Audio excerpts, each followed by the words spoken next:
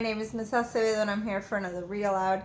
This book is called The Day You Begin by Jackeline Woodson, illustrated by Rafael Lopez. And I do have a lot of connections to the story because, as you know, Miss Acevedo came to Boston from Puerto Rico, an island in the Caribbean where I grew up my whole entire life, and I knew the sounds and the smells and the noises and the animals and the weather. I knew everything over there. And I felt very strange when I came to Boston. I felt like a very different person, kind of like a fish out of waters. Have you ever felt very different when you come into a room? And I was trying to speak English, which was a different language than the one I grew up with. And sometimes the words didn't come to me. I couldn't think of them as fast as I wanted to say them. So I have some connections here. Let's see if you've ever felt like this. There will be times when you walk into a room and no one there is quite like you. Maybe it will be your skin, your clothes, or the curl of your hair. There will be times when no one understands the way words curl from your mouth, the beautiful language of the country you left behind. My name is Rigoberto. We just moved here from Venezuela. And because they don't understand, the classroom will fill with laughter until the teacher quiets everyone. Rigoberto from Venezuela.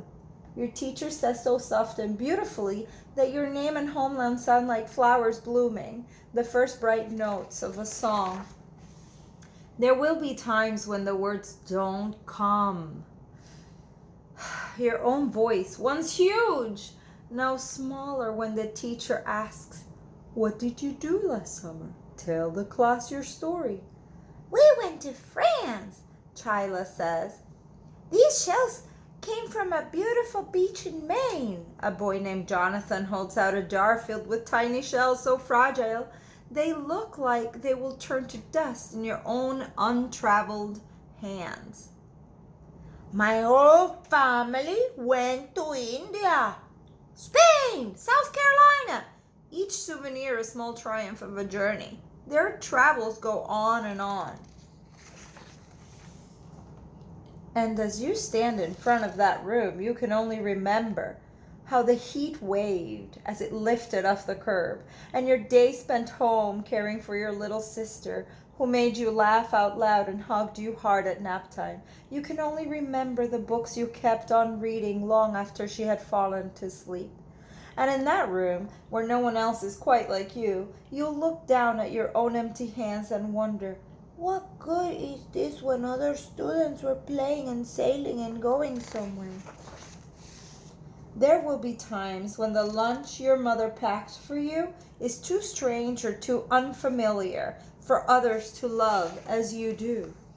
When even your own friend Nadia will wrinkle her nose and say, "What's in there anyway?" And you wonder how she doesn't see the rice beneath the meat and kimchi. You'll wonder why she doesn't remember that rice is the most popular food in the world. There will be times when the climbing bars are too high, the run is too fast and far, the game isn't one you have ever really played before. "I don't want him on our team. You can watch. Maybe you can have a turn later." There will be times when the world feels like a place that you're standing all the way outside of.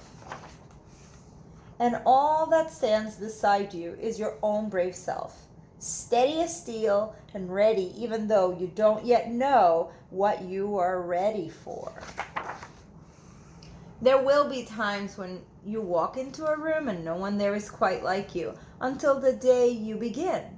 Until the day you begin to share your stories. "My name is Angelina, and I spent my whole summer with my little sister." You start to tell the class. Your own voice starts growing stronger than it was a minute ago. "I spent my whole summer with my little sister, reading books and telling stories, and even though we were right on our block, it was like we got to go everywhere."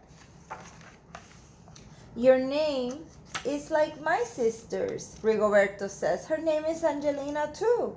And all at once, the room where no one else is quite like you, the world opens itself up a little wider to make some space for you. This is the day you begin.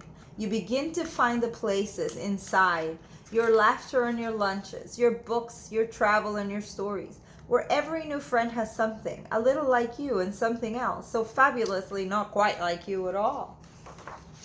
It's the day you begin to open up and tell the world your story about who you are. That's where you can make connections more than you ever knew before. We're more alike in many ways than we sometimes think.